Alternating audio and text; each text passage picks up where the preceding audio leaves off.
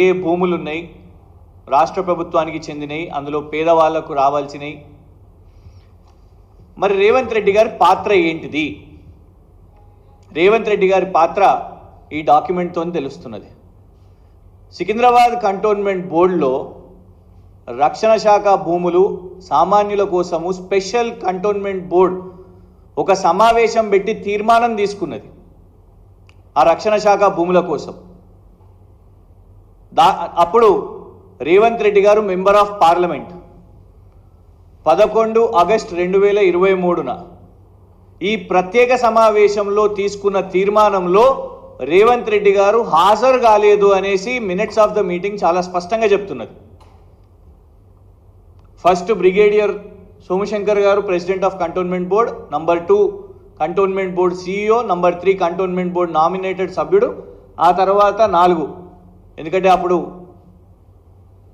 MLA Sayanna గారు లేరు కాబట్టి స్పెషల్ ఇన్వైటీగా member of parliament Revanth Reddy గారు దీనికి వారిని ఆహ్వానిస్తే honourable member of parliament has not attended the meeting. చాలా స్పష్టంగా మినిట్స్ ఆఫ్ ద మీటింగ్లో ఉన్నది. ఇది రేవంత్ రెడ్డి గారి పాత్ర. అంత స్పెషల్ బోర్డ్ మీటింగ్, దీని పేరే true extract of the special board meeting of cantonment, రక్షణ శాఖ భూముల విషయం మీద మొత్తం ఇయర్ మార్కింగ్ చేసి ఎన్ని భూములు ఉన్నాయి, ఎంత రాష్ట్ర ప్రభుత్వానికి కేటాయించాలి అనే స్పెషల్ తీర్మానం. దాంట్లో రేవంత్ రెడ్డి గారు అసలు పాల్గొనకపోతే ఇప్పుడు పాలాభిషేకాలు చేసుకుంటే ఏం లాభం, క్రెడిట్లు కొడితే ఏం లాభం? పిసిసి హోదాలోనే కదా వారు ముఖ్యమంత్రి కాకముందు ఎన్నో హామీలు ఇచ్చిండ్రు. పాపం ఇప్పుడు గాంధీ హాస్పిటల్లో చూస్తున్నాం, మోతీలాల్ నాయక్ అని ఉస్మానియా యూనివర్సిటీ విద్యార్థి నాయకుడు నిరాహార దీక్ష చేస్తూ పిసిసి ప్రెసిడెంట్గా ఎన్నెన్ని హామీలు ఇచ్చిండో. పిసిసి పెద్ద క్రెడిట్ చోర్, రేవంత్ రెడ్డి గారు పెద్ద క్రెడిట్ చోర్, పిసిసి తగ్గట్టు నిలబెట్టుకున్నారు. ఫాక్స్కాన్ మేమే చేసినామని చెప్పబట్టే,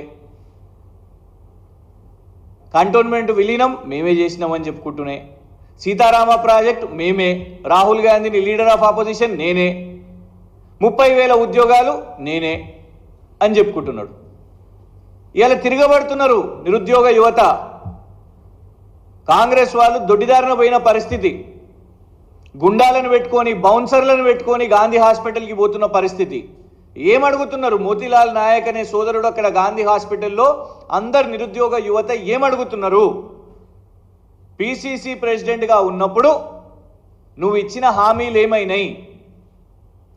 మీ నాయకుడు ఏఐసిసి నాయకుడు, మీ ఇవాళ leader of opposition Rahul Gandhi గారు ఎంపీ అశోక్ నగర్కి వచ్చి ఈ హామీ ఇచ్చిండు, దీన్ని నిలబెట్టుకోండి అని వాళ్ళు అడుగుతున్నారు. ఇగోండి,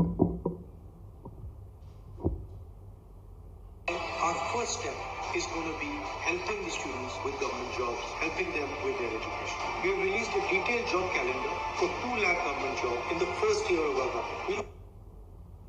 మళ్ళీ రిపీట్ చేస్తాం. Our first step is going to be helping the students with government jobs, helping them with their education. We have released a detailed job calendar for 2 lakh government jobs in the first year of our government. First year of our government we will fill 2 lakh jobs, 2 లక్షల ఉద్యోగాలను భర్తీ చేస్తామని అశోక్ నగర్కి వెళ్ళి రాహుల్ గాంధీ గారు హామీ ఇచ్చారు. ఏమైంది వాళ్ళ? 7 నెలలు పూర్తయినాయి. ఇంకొక 5 నెలలు ఈ ప్రభుత్వానికి సమయం ఉన్నది, సంవత్సరం అయిపోవడానికి వాళ్ళు ఇచ్చిన హామీలకు. ఇవాళ వాళ్ళ హామీలను అడుగుతుంటే 1:100 అని మీరు చెప్పిండ్రు గ్రూప్ 1లో. మీరు వాళ్ళకు ఓట్లు అడిగినప్పుడు మేము 1:100 చేస్తాము గ్రూప్ 1లో అని మీరు మాట్లాడినప్పుడు ఇవాళ నిలబెట్టుకోండి. నమ్మిన యువత మిమ్మల్ని నమ్మి మీకోసం ప్రచారం చేసి పాదయాత్రలు చేసి అప్పటి కేసీఆర్ గారి ప్రభుత్వం మీద వాళ్ళు పోరాటం చేసి నోటిఫికేషన్లు ఇచ్చింది మేము, 30,000 ఉద్యోగాలకు నోటిఫికేషన్లు ఇచ్చింది మేము. ఎక్సైజ్ కానిస్టేబుల్స్కి మీరు ఇచ్చిర్రా? లేదు స్టాఫ్ నర్సులకు మీరు ఇచ్చిర్రా? 30,000 ఉద్యోగాల భర్తీకి నోటిఫికేషన్ ఇచ్చి ఎగ్జామినేషన్ పెట్టి సర్టిఫికేట్ వెరిఫికేషన్ చేసిన తర్వాత నువ్వు ఎల్బీ స్టేడియంలో ఫోటోలు దిగి ప్రచారం చేసుకోబడుతుంది, క్రెడిట్ కొట్టబడుతుంది, క్రెడిట్ చోర్. ఇవాళ ఆ యువత మీ మాట నిలబెట్టుకోండి. గ్రూప్ 2 పోస్టులు పెంచుతా అని హామీ ఇచ్చారు కదా. మెగా డిఎస్సి కోమటిరెడ్డి వెంకటరెడ్డి గారు 70,000 ఖాళీలు ఉన్నాయని చెప్పారు. మీడియా ముఖంగా 70,000 టీచర్ పోస్టులు ఖాళీలు ఉన్నాయి, భర్తీ చేపడతాము అని చెప్పారు. చేపట్టండి వాళ్ళ